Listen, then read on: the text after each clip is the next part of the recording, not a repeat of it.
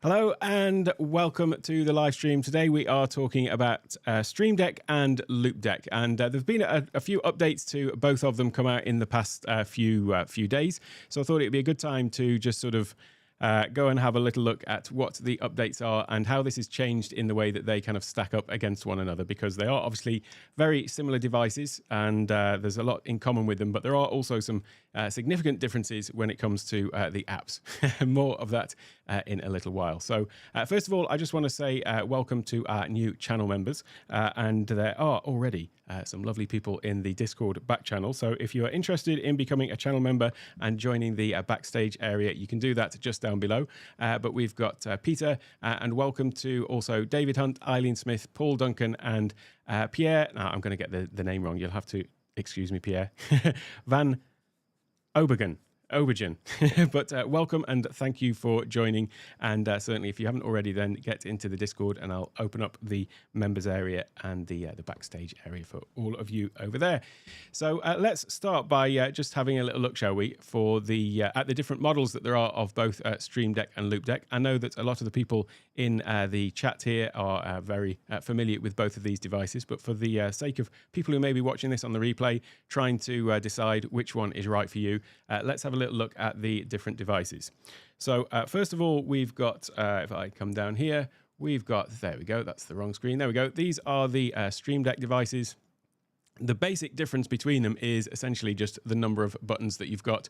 So there is the OG, the Stream Deck, but then they came out with the Stream Deck XL and the Stream Deck Mini. The Stream Deck has 15 keys, the XL has 32, and the Mini has 6. Now, the Stream Deck Mark II came out just last year, and that basically brought the 15 key in line with the XL and the Mini in terms of the more like the form factor, really. So if we just have a little look at the OG one, that had basically a small plastic kickstand on the back, but the Mark II basically now has a very similar form factor to the XL and the Mini.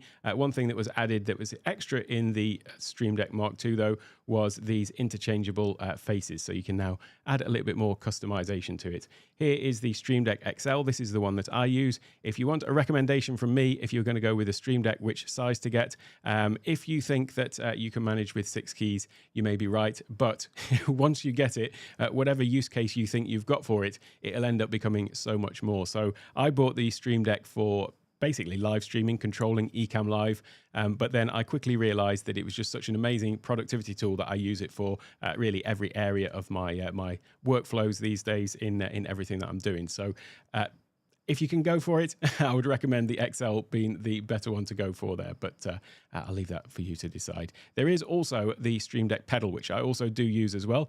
This is obviously for the feet, and this is another thing that I was using a different pedal before, but then when this came out, I just jumped straight over to it because it's so easy to just add in all of the actions that you would have on the Stream Deck on your desk, on your feet. And believe it or not, that is an amazing productivity tool to be able to do things with both hands and feet at the same time. So let's have a look at the Loupe Deck, though. And this is something that's quite different, really, with the Loupe Deck, is there's not just one device, and it's not just a case of having extra buttons. They are all quite different. So we have got the original Loupe Deck, which really came from the sort of Adobe suite of applications and video editing, photo editing. So it's more a sort of creative tool for those kind of applications, and that is its sort of heritage. Whereas the Stream Deck was built by streamers for streamers, the Loupe Deck was created by really more creatives that are, you know, as I say, controlling things in those sort of creative applications. And so that sort of shows in this original one where all the buttons are labeled. They've got all of these different things that they can control. So it's all related to photo editing, video editing, and things like that. Now, then they came out after, I suppose, seeing the success of the Stream Deck with an evolution of that, which was a big departure, but it's just crucial to understand the heritage of this, that it was originally from the creative side rather than the live streaming side. and that explains some of the potential flaws that there is in the software, which I'll come to a little bit later. So the Loupedeck Live then is this device. This is the one that I currently use. I actually use both of them together. I'll just quickly show you my setup. So I've got the Stream Deck XL and then the Loupedeck Live. So just coming back, because it's easier to see on that particular image there. Where is it? Here we go. Not that one. Too many buttons. This one here. So this has got, rather than physical buttons on like we've got on the Stream Deck, we've got a touch screen. And then on the touch screen, you've got various different buttons. You can still swipe through and have multiple different pages of buttons. You can do that on the Stream Deck as well. But the thing that is really different about this is we also have some physical buttons down at the bottom, and then also these dials here on the side. And they allowed you to make adjustments to various different things depending on the plugin you're using. I use those for adjusting volume levels on Ecamm Live, for example. You can use them in creative applications like Photoshop or the Adobe Suite for zooming in, all those sorts of things, changing brush sizes and so on. So once again, it comes back to the thought process that they've had with the design of this is more for these sort of creative apps.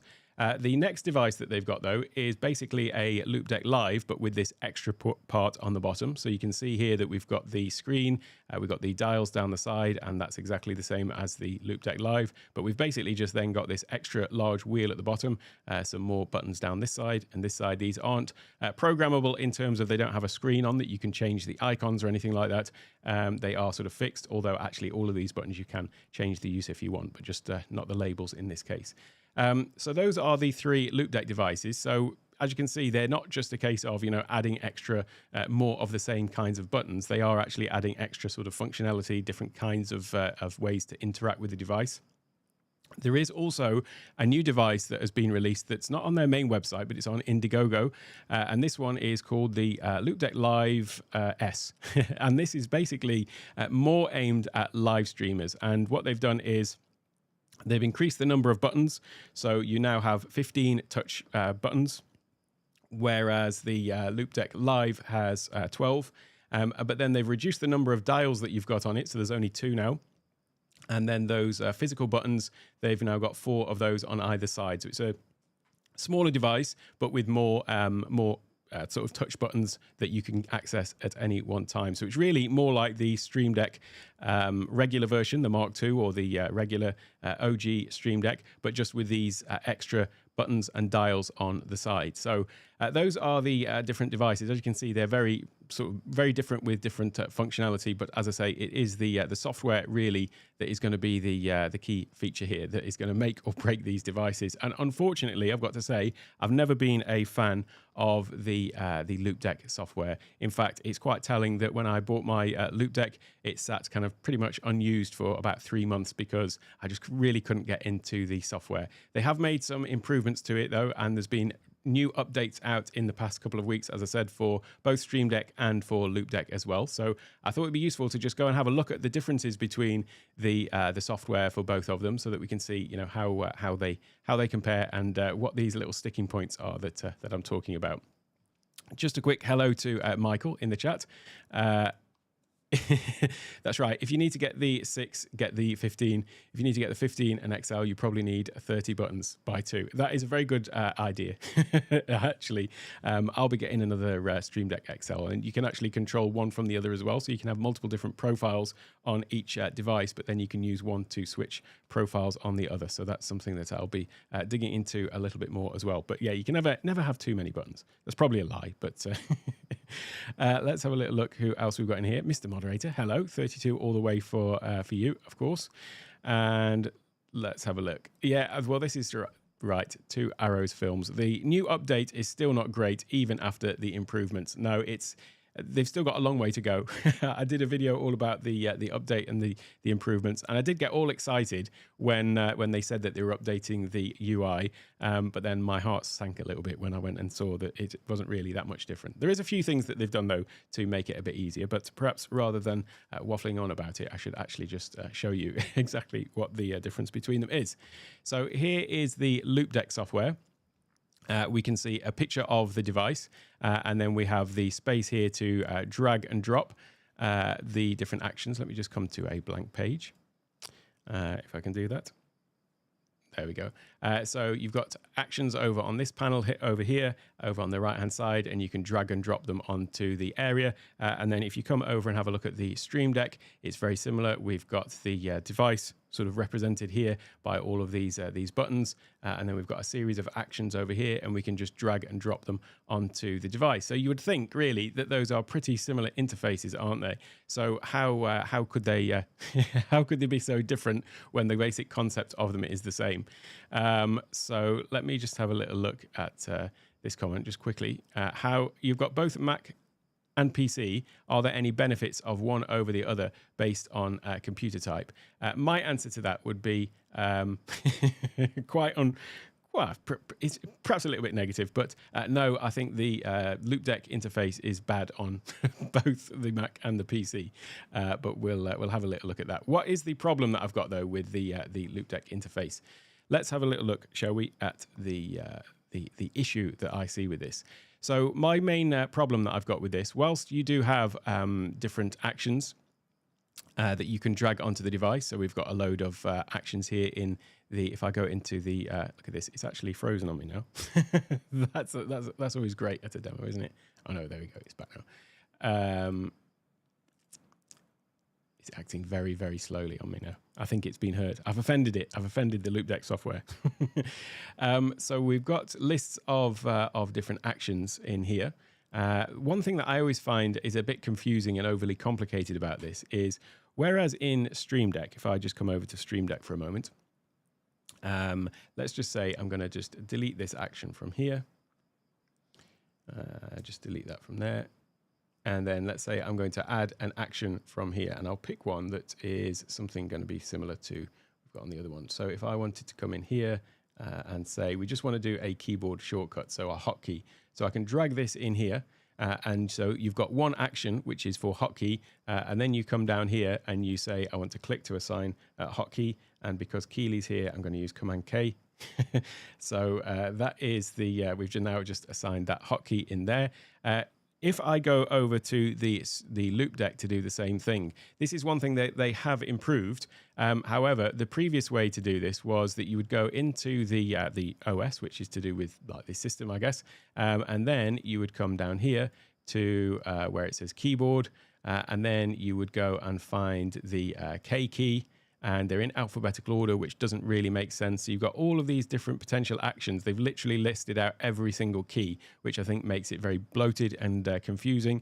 You can search, but if I search for the letter K to find that key, unfortunately, everything begins with the word key. So it actually very helpfully finds every single action in here. So I do indeed have to keep on scrolling to find where it is. So then I'd find the K over here, click on that one, and then it brings it up down here. So then we can assign that to this particular action. There is now an easier way to do this. So this is a big improvement. Basically, now in the custom actions here, you can create a custom action. Everything is suddenly behaving very slowly. Let me just see why this might be. Let me just try something a second. Beg your pardon. There's something definitely slowing everything up at the moment. Just not quite sure why that is. Let me just close down some of this stuff. There we go. I'll give that another go. I don't know if it's just the Loupedeck software that is doing this, in fact. Let me try. Tell you what, let me try just rebooting the Loupedeck software. That doesn't normally happen, to be fair, and this wasn't planned. Let me just close Loupedeck and reopen it and see if that helps. It does actually normally work pretty flawlessly. It's just a mess when it's working. So that's not seem okay. Yeah, the stream is okay, Pierre. It's just that my Loupedeck software just seemed to grind to a halt then. So that's the issue that I was having. So I wonder if it is something to do with that. Right, let me come back in here. This should be a little bit better now. So what they've got now, though, is... Nope, it's rebooting again. There we go. So what they've got now is in this, this custom shortcuts section here, they have now made a really simple way to get to all of these things that we're likely to want to use in the Loupedeck, such as creating a keyboard shortcut, accessing a web page, playing a sound effect, basically populating a text string. So, creating a bit like text expander, or like you can do with text snippets in Stream Deck as well. So there you can create a long text snippet and then assign that to a key. They've got the macros and dial adjustments. So that's stuff that we had before, where basically you can build chains of events up, a bit like multi-actions in Stream Deck. So that's what a macro is. And the dial adjustments are things that you can add to the dials. And run, this is a good one to have that wasn't there for quite some time, or at least it was a bit tricky to find, to basically just open an application. So we've now got that run command. So as well as having them in here, though, what they have done that makes this a lot easier to use than it was before this update is you can click on the plus symbol and then you can just easily get to them. So if you do want to create a keyboard shortcut, you can just click on any button and then you just click on shortcut and then it'll open up the panel down here, so you can type in whatever shortcut you want. You can add the modifier. So let me put command and then take this one off like that. So that is how we would create that same shortcut as we had before. Click on create. It adds it into the button, and obviously you can add the icon, and then also it adds it into your list of custom shortcuts. So for every single one of these shortcuts you create, it does actually create a custom shortcut for you down there. You would then have to go in and add your icons. I feel like that is a lot easier than it used to be. It felt like you had to go through a few steps before to add the icon, whereas now when you just click on a specific button, then you will see the icon is just down here as well. So they've certainly made it better than it was before. But the biggest thing with this that is just a sticking point that I can't get past is they've got profiles, which are the same as you've got on the Stream Deck. You can have multiple different profiles on the Stream Deck. And in here, they very kindly created all these different profiles for things like After Effects, Audition, Illustrator, Final Cut Pro, and so on. All the Adobe Creative Suite, and you can see here we're getting back to this thing of its heritage for these creative apps. But the problem is, although there are technically plugins for all of these things, like if I go to the Adobe Photoshop, for example, if I change to the Adobe Photoshop profile, we've got the Adobe Photoshop plugin over here on the right-hand side, so that you can click here and get to all of these great little controls that you've got, so controlling every possible thing you'd want in Photoshop. However, if I want to create my own profile for that, those are nowhere to be found. They're only available within this profile that they've created for you. Now, what they're thinking is that you're going to be using what they call dynamic mode, which is whereby as you switch between different apps, then it's going to switch profiles on your device. But I don't really want to use it like that. I want to be able to create my own profile, maybe have some controls for one app and some controls for another. So you still have to actually go through and create all of these things then manually. So whilst we do have, as I say, really extensive plugins for Photoshop, for Audition, and all these other creative apps, and indeed other apps that you can download from their store, they kind of feel a little bit sandboxed, so you can't actually just easily copy these between one profile and another. They've also sort of added a little bit of complexity as well, because as well as having profiles, they also do have workspaces within each profile. So if I come to something like Audition, for example, and I switch to the Audition profile, and we've got one page there, but then within Audition, we've also got the editing workspace, which kind of feels just like another profile. It's the Adobe Audition editing profile. Here we've got 10 pages of actions, and then we've got another profile here, or another workspace, I should say. So it just seems to add an extra layer of complexity to this. Let me just come out of here. This is acting a little bit weird with me. But yeah, the problem is if I come and create my own profile, and then I want to access all of those controls, which they've obviously programmed, to all of these great shortcuts for Photoshop and the like, there's no way to actually add that plugin in here. And if I click on the little dots here to edit which of these plugins I want to have shown, you can see that I can decide to show some of the basic built-in ones, but I can't still access all of those, those Creative Suite plugins that we've got. Whereas compare this to something like the Stream Deck. If I come over to my Stream Deck for a second, then in here, it's the same sort of thing, but you can see I can just access all of the different plugins at once. I can come into the little thing here to arrange them. I can rearrange them. I can choose the ones that I want to show, the ones that I don't want to show. If I want to add more of the plugins to this list, I can just come over to the Stream Deck store. Whoops, daisy, press the wrong one. This one up here.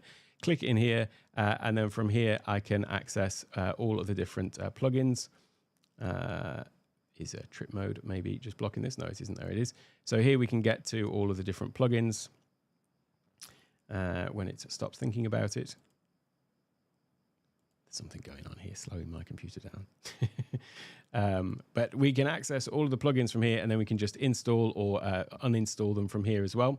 I think probably trip mode is blocking that or something. But whereas in the Loupe Deck, if I just come back to the Loupe Deck, here you can see that if I just close this one down, you can access different plugins from the store in here as well. So we've got a marketplace. But the trouble with the marketplace is if you install them, let me just see. I wonder if my trip mode is actually blocking a lot of things here. Let me just turn it off. That might help. There we go. See if this makes things any better. Let me try this. There we go. So here we can access different plugins for the device, and we can install those. It's a bit more of a tricky process to install them, but even once you have installed them, if I come up to this area here, click on these settings, you can see that it's telling me that I do have these different plugins for Ableton Live, After Effects, Audition, Ecamm Live, and so on, all available and ready. However, there's no way to actually add them in to access them from my personal profile. So that is the main issue that I've got with this, is that they've got all of these plugins, but you can't actually just access them anywhere. And aside from the other obvious issues with that as well. Stream Deck, on the other hand, is just so much easier to manipulate, move stuff around, and sort of do the whole dragging and dropping, and you're good to go. So I will just mention a couple of other things that they updated in the Loupe Deck, though. There was a few things for the Windows only. So since somebody did ask specifically about Windows, there was a couple of improvements apparently to the sound custom action. I'm not sure what that was, and the new application custom action. So new open application. So I was pleased to see that although in the release notes they say that's Windows only, we do have this option now to easily just run an application from here. So you can open up an application. And the other thing that they did was they allow you to change the color of this. So that's something, I suppose. So you can change the lights on these buttons. But apart from that, yeah, it's still got quite a long way to go. I'll be interested to see when the next iteration of this comes out and what they plan to do with it. Like I say, I was a bit disappointed that they hadn't gone a little bit further. I feel like really they could have probably held off this until they'd done something a little bit better. And certainly now that we have got access to all of these different buttons here, it does just seem a complete waste of space to have each individual keystroke, for example, listed down here, and just makes it a little bit harder to find the things that you would actually want in here. So in terms of the Stream Deck, though, the update that came out probably just, was it just over a week ago? Something like that. I forget exactly now. But the big thing on that was actually, again, something to do with something that I don't use, which was OBS. So the OBS Studio plugin had a big update, and there was some extra things that were added into that. But the other thing that they added in was the ability to actually change the orientation of it as well. So if you want your Stream Deck over to one side, you can now do that in the settings. And we've now got this thing in here, device orientation. So you can basically rotate the icons by 90 degrees, 180 or 270. So if you want it just sort of in landscape mode or in portrait mode instead of landscape, then you can now do that. By the way, when you do check for the update, come in here and just click on check for updates. If you have just updated to 5.3, then come back again, because there's also a firmware update button that appears just down at the bottom here. So where it says the firmware version, there's no check for update, but if there is an update available, it will appear there. So when you update the software to 5.3, if you haven't already, then come back into the settings immediately after you've updated, because you'll find that there is then a firmware update, depending presumably on the device that you've got. There has been another update since then, 5.3. So there's now 5.3.1, which came out a couple of days ago. No real new features or anything like that. Guessing that was just a few sort of stability improvements that have happened since that first 5.3 update came out. So in summary then, in terms of the differences between them, which one of these would I recommend? You can probably tell where I'm going with this. If you're using the creative apps like, Adobe Photoshop and all these sorts of things, there is some benefit to using the Loupe Deck because you do have these extra dials that you can adjust things with. The way that I use these is I use them with Ecamm Live. So it's tended to be that my use case is like this. I have got my Stream Deck, which I use for absolutely everything. This one, I never change the profile. I never change the screen. I only use this for my basically controlling the levels in Ecamm Live. And then also I've got some additional scenes in Ecamm Live that I use for my live streams and things like that. So that pretty much just stays as it is. And I do also use the dials for some of the stuff in some of the things I do in Photoshop, but I still have all of the main controls for Photoshop are all on the Stream Deck. They do work really well together. I would love if these dials, if Stream Deck just added a few on, although I guess that's kind of what they are trying to do with this new Loupedeck device. If I come back to it, where has it gone? I think I've just closed it down, but the Loupedeck Live S is basically a 15-key Stream Deck with those extra little dials on it. By the way that I've mounted these, this is just like an iPad or tablet stand, and then I've got the Stream Deck just sort of sitting on the bottom, so it just keeps them nicely together. There is another device though that you can get, which is from Etsy. Thanks to India Delgado for pointing this one out. If I just come over here, there's a guy that's making these 3D printed stands that basically are a mount for the Loupe Deck and the Stream Deck together. The Stream Deck fits in using the magnets that are built into it, and then this one has just got a sort of housing that it pops into. So if you are using the two together, that is a really nice little device to hold the two together. But this is what I'm using anyway. It is, as I say, pretty sturdy, and they just sit there quite nicely on the table. Let me just have a quick check in with the chat, because it's getting away from me a little bit. So it's frozen on you during some edits. Is that the Loupe Deck you're talking about? I've had issues with it. I had some issues with it linking with Ecamm just the past couple of weeks. I had a thing come up saying there was some issue with the plugin, although the device or the plugin hadn't changed, so I'm not quite sure why that was. But anyway, that seems to have been fixed with this update. And hello, by the way, first time in the stream, so thank you very much. Great to see you here. And also for Kevin. You'll stick with your Stream Deck. I don't blame you. Evil Dave of Canada. Hello there. Great to see you here. And you've got the Stream Deck XL as well. It's the way to go, really, isn't it? Glenda, still trying to get your Stream Deck set up correctly. I always make everything look so easy. Well, that's the reason for that, Glenda, is because what I don't do is I don't come and live stream or make videos when I'm still figuring it out. So I make it look easy because I make the video once I've done it. If you saw me for most of the time, I'll probably have a face more like this, scratching my head. So I do get puzzled by stuff just like everyone. Let's have a little look. Hello, Mr. Tom Buck. I swear I spent months trying to use the Loupe Deck, but couldn't vibe with it. Love the design, but just couldn't do it. That is so common, Tom. And that is why it sat on my desk for 3 months. I bought it all excited. I got it out of the box like a little kid on Christmas, a new tech device to play with. I plugged it in, started getting into it and thought, I'll have to come back to this. And then I just kept putting it off. And then I eventually got into it when was it? There was an update to Ecamm or something like that where it made it a bit more sense to me, and then all I've done is basically used it for Ecamm. So it's got such a long way to go with the software, which is a shame because I love the form factor of it. I love the size of it. I have used it with the Ecamm as well when I've been just wanted something to put in a bag that I'm going to go. It's a lot more portable. So from a hotel or something like that, the form factor of, that actually looks bulkier than it is because I've got this frame holding it in place, but it's a fraction of the size of the Stream Deck. So I have used it as a sort of portable Ecamm controller as well. But yeah, it's such a shame. It's such a great form factor, but just pity when the software lets things down like that. I'm glad I didn't finish my beginner's guide. So I did start a beginner's guide to Loupedeck, and I got 2 videos in, and I actually posted them and uploaded them, but they weren't quite live. Then they updated the software to 5.0 or 5.1 or whatever it was.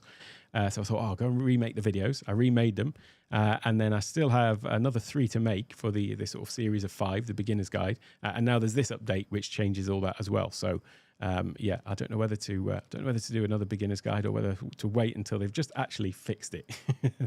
I might end up doing that. Yeah, you've got to have the beep ready there, Paul, with the with the Loupedeck too. Let's have a little look where we are here.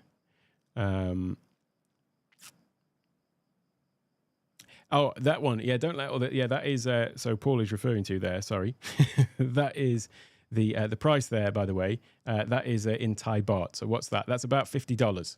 Just to put things into context, where I was showing that particular thing there. So that is the price in Thai baht, and there is about 36 Thai baht to the dollar now. So that is what that is there. Let's have a little look where we are.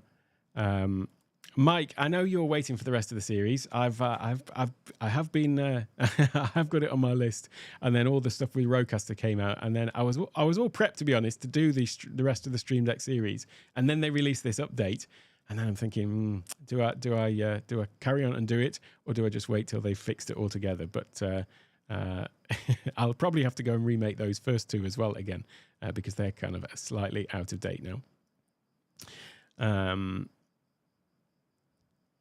I haven't seen that one. I'll have to go back and watch the replay. I never get to see the couples table live because it's sort of outside of my because of the time zones. I never seem to be up then. But I'll have to go and watch the replay of that one. I'm intrigued now. And yeah, Stream Deck XL, not a question. Definitely definitely the way to go there.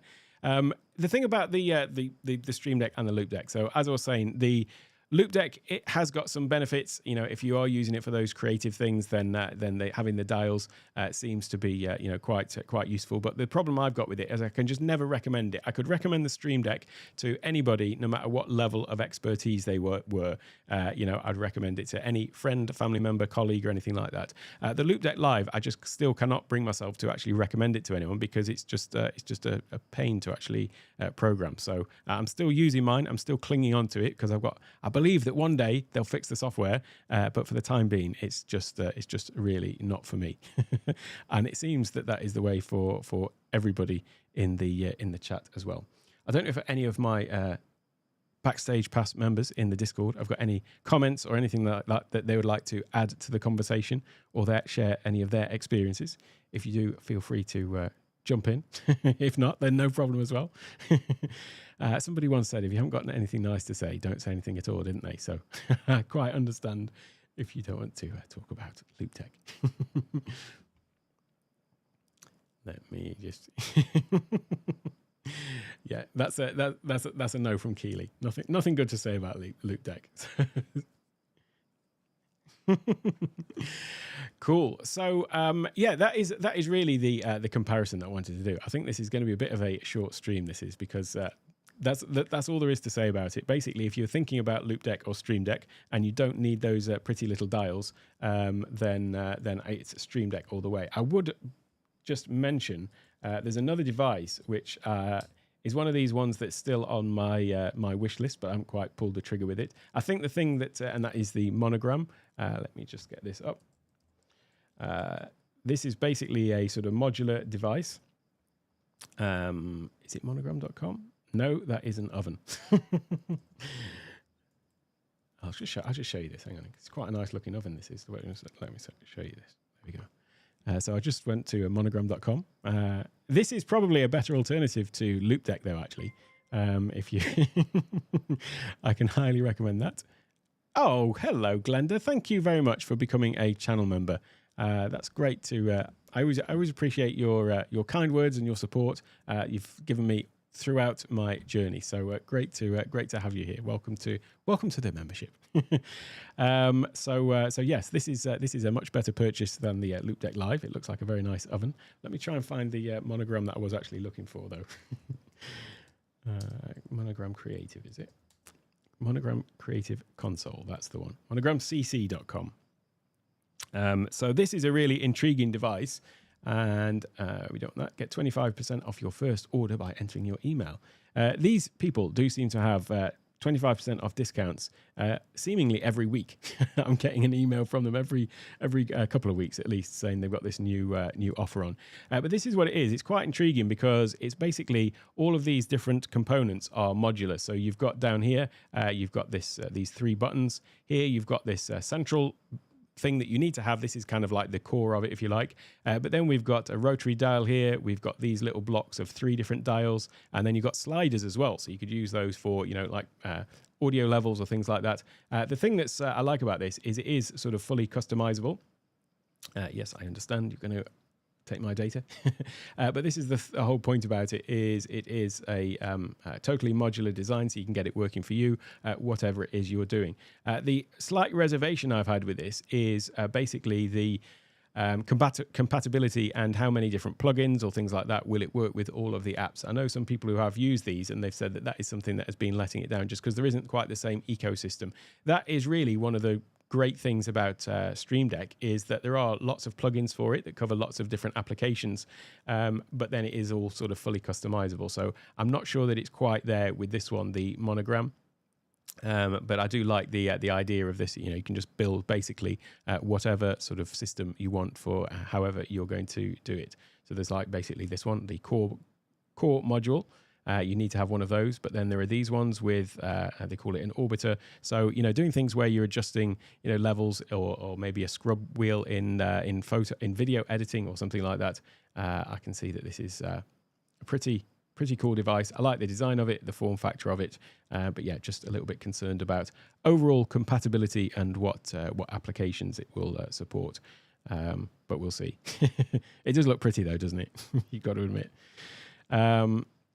So yeah, I've not got much more to say about the Loupe Deck. I'm still just hanging out. I might well get round to making the rest of the series. I will have to remake it now, I think, Mike, with this new update. But yeah, who knows how long it's going to be before the next update comes out. Let me just have a little look where I'm up to. Just teasing, I know. Oh, thanks for posting the link, Paul, to that stand. I've left the link, by the way, to everything that I've talked about here in the description, except the Monogram. I'll have to drop that one in. So...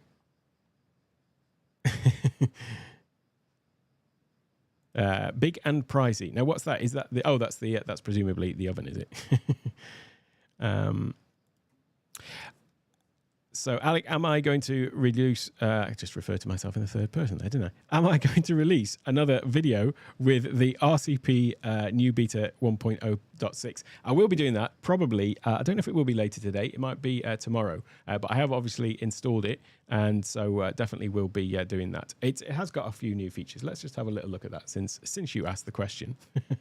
There we go. So these are the new features. I do actually really like this. Pressing the rotary encoder wheel will cycle through and monitor the outputs.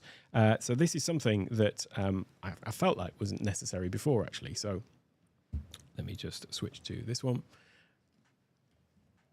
So basically, if I can move my Stream Deck and Loupe Deck out of the way, get my Rodecaster in shot. Here we go. I'll just sort this out for you. So what the first thing that they've done is basically where you've got these virtual channels on the on here. So we've got the 6 faders, but then you've also got up to 3 virtual channels. Let me just add a couple more in. So if I go to faders, and then we can add something in here. So let's say I'm going to add this input here, and let's add this input here, just for the sake of showing you this. So as you add more virtual channels in down here, it's basically added in more down here as well. So it always shows these 6, but if you've got 1, 2, or 3 of the virtual channels, it kind of squeezes everything together to fit them on. That's nothing new, by the way. That's just how it always was. But the way that you previously adjusted the levels on these was that you pressed on the particular channel that you wanted, and then you could use the rotary dial to move them up and down. They did add in the previous beta firmware or the firmware update, the ability to mute the channel by pressing and holding this one. But that always seemed a little bit pointless to me, because you would have had to have clicked on here in any case just to even get the controls up for that channel to then be able to mute it. So what they've done now, though, is basically with a single push of the rotary dial here, it then just cycles through which one of these it's controlling. So now it's controlling the first one, and then if I press it again, the second, and then the third. And then we can still do that thing of pressing and holding to mute. So that is a pretty useful bit of functionality that they've added in. They also say output delay is applied to USB 1 and USB 2 when set to main mix. I couldn't quite figure out why, or if this meant the USB 1 as in the first cable and the second cable, or whether it meant the USB 1 main, because if you just have a look at the wording of it, it's a little bit unclear. So it says here, output delay is applied to USB 1 main and USB 2 when set to main mix. So what about the USB 1 chat? Does it not apply to that? So I wasn't really sure. I need to just figure that one out. Then this one as well, pressing the power button twice will power down the device. Another bit of usability there, because previously you had to kind of like push the button in and then it would pop up a thing on the screen to ask, do you really want to switch it off? Which always felt like, well, it's got a pretty solid power button on the back. So if I'm pressing it, then presumably I do want to switch it off. It's not something that you can easily accidentally press either. And I could understand if they had that little pop-up if you were recording. So if there was, it could sense that there was a recording going on the device itself, that it would ask you, you sure you want to, are you sure you want to switch it off if you are recording? Well, in any case, now they've basically just added a double press effectively to switch the device off. A couple of other things, improvements here. So Bluetooth headset output optimization to improve ambient noise rejection. I haven't really used the Bluetooth much at all, so I'll take the word for that. Voice effects and sensor button are linked to the sounds channel with custom routing. I know some people have had some issues. I've had some people asking me about this where they were thinking that they should be able to hear things from like the sound effects or sound pads, I should say, or the smart pads, but then it wasn't coming through on some of the channels. So I don't know if that is something that's related to that helps to fix that or not, but I'll have to dig into it a little bit more. And then what else? These are all basically like little improvements and things like that. So yeah, I have updated and I will be making another video. I will be, but I haven't just done it yet, but it'll be coming out any day. I have also got a bit of an update because one of the things that I'm doing on the Rodecaster Pro 2 is I have got basically 3 channels that I'm using for with Mix Minus. So the USB, this one, the USB main is for my Ecamm Live with Mix Minus on. This one here, the chat one, I'm now using for the chat for Discord. So this is my Discord channel here. And then the USB to the Rodecaster Pro 2 secondary channel I'm using for Zoom. But then what I'm doing is I've also got a cable that is coming out of the computer. And at the moment, what I'm using is this device, which basically I use this when I'm sort of on the road to plug in earphones and a lavalier mic for Zoom calls. But it's basically just converts into a USB device on the computer. And now I've got this plugged into one of the combo jacks at the back. So I'm taking my system audio directly into another channel. So now I've got system audio over here. So it means I have now got total control, audio from system coming in on one channel, and then I've got Mix Minus on those other 3 channels. This is not the best way to do this. What I need to get is the like a TRS to an XLR to go into the back. Now, DJ Rob from the Ecamm group pointed out that if I use just a regular XLR to TRS cable, it'll only be mono. But what I can do is there is a cable that you can get, which is basically TRS to dual XLR. Let me see if I can find that. And with that one, you can plug it into 2 separate cables on the back. Let me get this up. With that one, you can plug it into 2 separate jacks on the back, or the XLR plugs on the back. And then in the Rodecaster, obviously we can do that thing where we do a linked pair. So in here, what I'd do is I'd just, instead of this being input 3 and 4, you can just click on here, make it stereo, and so it links those two together. So although you've got one TRS cable, and TRS being these sorts of little cables or connectors. So then that would just go into the headphone socket on my Mac Mini, and then that would come to something which looks a little bit like this. If I just get the thing up. So this is the cable that we want. This sort of thing. So it's a TRS on one end, but then it's got 2 XLR on the other end. And so then that would plug into 2 of those sockets on the back. Fortunately, I've got no friends coming over having podcasts with me. So I don't ever plug anything else in. In fact, I'll only ever really have the main mic. There will be a second mic that I'm going to be using for some other stuff that I'm doing. And then there'll be those 2 ports spare to plug this one in. So then I will have like complete control basically over all of those different channels. So let's have a little look at what Pierre's saying.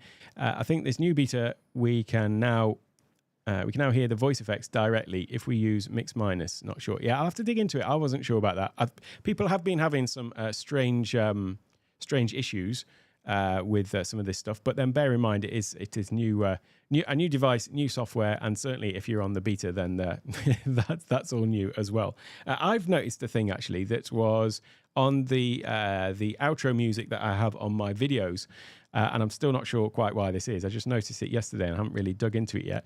There's almost like a sort of I don't know, pulsing sound to it. So if you listen to the music, it's as if there's something going on with, I don't know if it's something related to the mix minus having some adverse effect on it. But the music played from Ecamm Live is kind of like pulsing a little bit. I can't really explain the sound of it, but you can hear it if you know that it's there. So I'll have to try and figure out what that is. But as I say, it could just be some slight issue with the beta, because that's the point of betas, isn't it? To find out these issues.